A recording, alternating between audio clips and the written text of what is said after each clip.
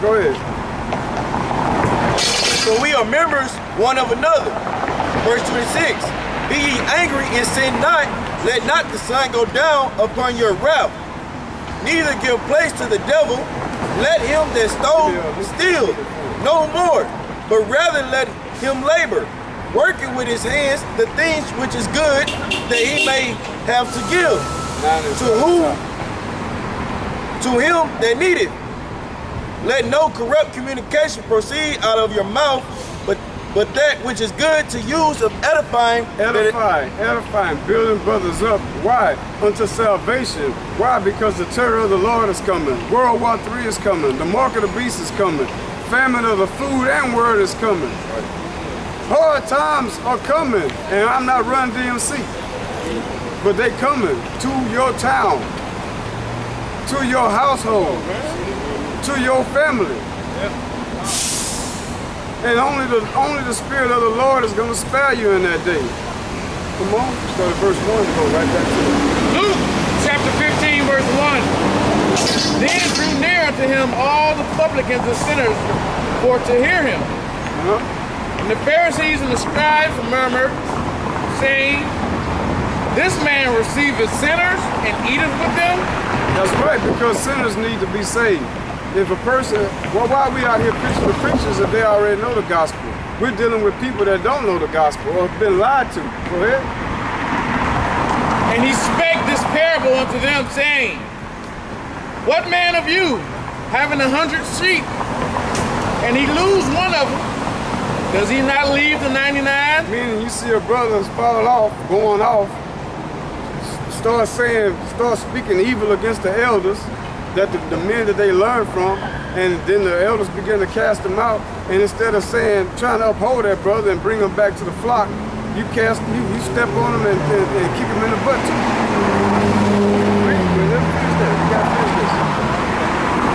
Oh, okay, come on. This is comfort. Yeah. Okay. Comfort. This is a definition of comforter. It's a simply definition of comforter, someone who helps you to feel less worried, upset, frightened, someone who comforts you. Right, and that goes back to wisdom and knowledge shall be the stability of our times in the book of Isaiah.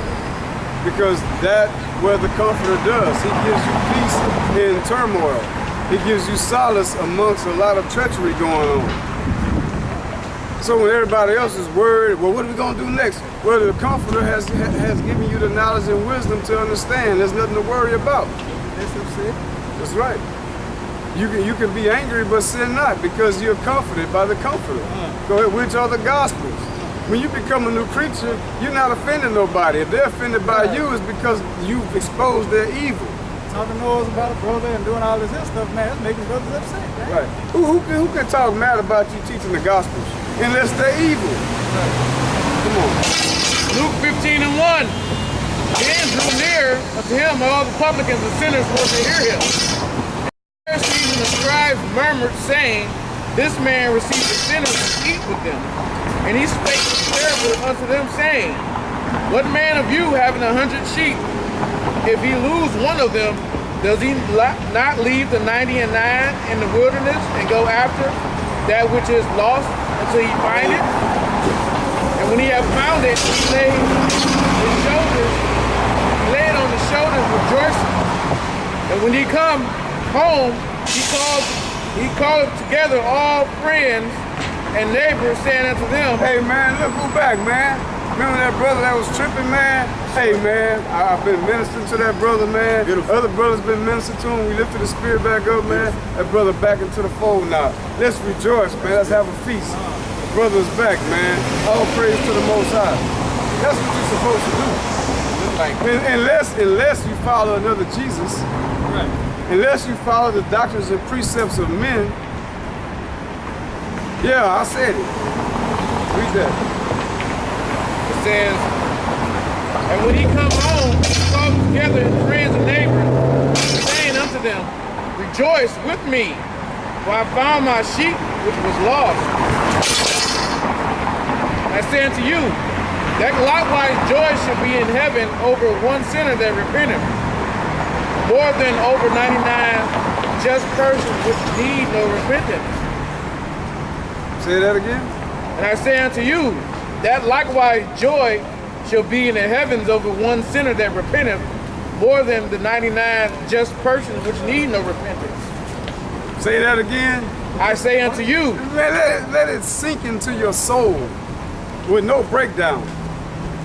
I say unto you, that The likewise, Lord says unto you, not him, not me, but the Lord who you call Jesus Christ. Yahweh Shai says this unto you. Go ahead. that likewise joy shall be in heaven over one sinner that repenteth.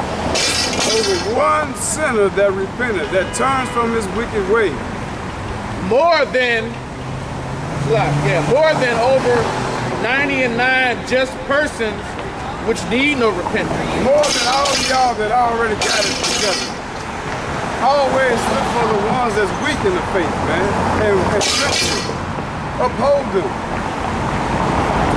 Because I thought y'all always like to say, we all we got, man. Quit being so quick to kick a brother in the butt. Not because I said it, because our head said it. Unless you have another head.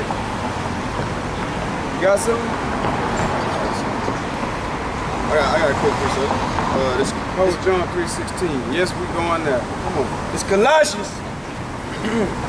chapter 3, verse 23. That's beautiful. That's beautiful. Go ahead. And whatsoever ye do, do it heartily as to the Lord and not unto men. What? Until man. No breakdown. Read that, brother. No breakdown. I got nothing to Continue explain. going. I got nothing to say. Knowing that of the Lord ye shall receive the reward of the inheritance, for ye serve the Lord Christ. No, man, you're gonna receive high seat on earth. Somebody's gonna say you're a junior pastor in the church.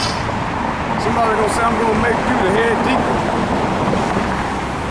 If you just cover my back. Do as I say, do as I do. Well, what the gospel say? I don't worry about them gospels, man. That's weak. That's weak. Do what I say. Your reward is gonna be hellfire, man. Matter of fact, we gotta get that out the gospel. Go ahead, brother. Go ahead. Verse 25. But he that does wrong shall receive from the wrong which he have done, and there is no respect of persons. That's the end of that. Right, give me Matthew chapter 5. We should start at 20. Yeah. Chapter 5. Right. You holding something up? We can get that. Hold that. Hold that. All right. 5 and 20. It's Matthew chapter 5, verse 20. For I say unto you, that expect your righteousness shall Except. Salaki, the water. Let's start over. This verse 20 in chapter 5. For I say unto you, that except your righteousness shall exceed the righteousness of the scribes and Pharisees. Right, scribes and Pharisees meaning you have a rulership position where people listen to you as a person of authority.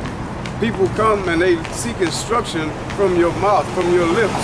The scriptures in Malachi say they're supposed to get their law out of the priest's lips. Not the precepts of men out of the priest's lips. Not the behavior of the old man from the priest, but the law from the priest. And what? And ye shall in no case enter into the kingdom of heaven. You're supposed to be in this to enter into the kingdom, to get salvation, to make it through the sad perils that are coming upon the earth. That's what you're in this for, or are you in this to make a bunch of men say, that's my sheep right there. Look at him, I brought him up from when he was yay high. Whenever he didn't even know the name, I gave him the name. No, you are nothing, because Paul planted and Apollos watered, but the Most High gave the increase. Therefore the Most High is glorified, and ye are nothing. Read that again. It's Matthew 5 and 20. For I say unto you, that except your righteousness shall exceed the righteousness of the scribes and Pharisees, ye shall in no case enter into the kingdom of heaven. You ain't gonna enter. Keep going. Ye have heard that it was said by them of old time, thou shalt not kill. And whosoever shall kill shall be in danger of the judgment. But I say unto you, that whosoever is angry with his brother without a cause, Whosoever is what? angry with his brother without a cause, shall be in danger of the judgment. And whosoever shall say to his brother, Raka, shall be in danger of the council. Who shall say to his brother, Raka? What does Raka mean? Let's get it. Raka in the Greek, because it is a Greek word, is the word that is actually pronounced Raka, which means empty one, thou worthless, a term of utter vilification. So when you vilify a brother, you shall be in danger of what? Of the council.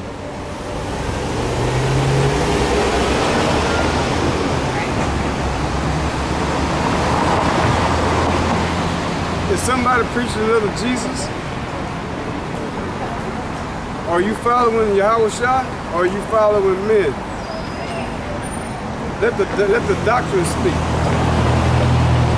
But whosoever shall say, the fool shall be in danger of hellfire. You're in danger. You're not guaranteed, because why? The Lord knows you and you can repent.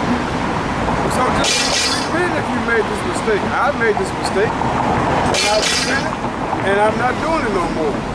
Lord willing, I don't return to that vomit. Go ahead. That's all it is. Verse 23. Therefore, if thou bring thy gift to the altar, and thou reimburse that the brother have aught against thee, leave there thy gift before the altar and go thy way. Right, because why? When you got a problem with your brother, it's more important to sew that up than to come out here and give the gift of teaching. Right. Don't come out here and be a hypocrite when you know you got something ill going on with your brother. Right. Now, if he turned his back and don't want to deal with you, then you come back to doing the work of the Lord. You've done what was required of you. You can't wait till that brother get through being mad at you. It might be 4 or 5 years. I got a text in my phone right now from a brother just apologizing for something that happened way back in 2010. Was I supposed to not do the work until he apologized? No, man. You're doing the work. So you do your part, and you come back out and you do the work. Go ahead. First, be reconciled to thy brother, and then come and offer thy gift. Agree with thy adversary quickly, whilst thou art in the way with him, lest at any time the adversary deliver thee to judge, and the judge deliver thee to the officer, and thou be cast into prison. And that ain't nothing nice, man. That's right. Go ahead. Verily I say unto thee, thou shalt by no means come out thence, till thou hast paid the uttermost farthing, which is money. You're gonna break off some change. You're gonna break off some change, and the Most High is true to His word, man. Because when you don't do what He says do, those spiritual curses are coming to get you, man. Why? Because the Lord is chastising you to get you back on the path.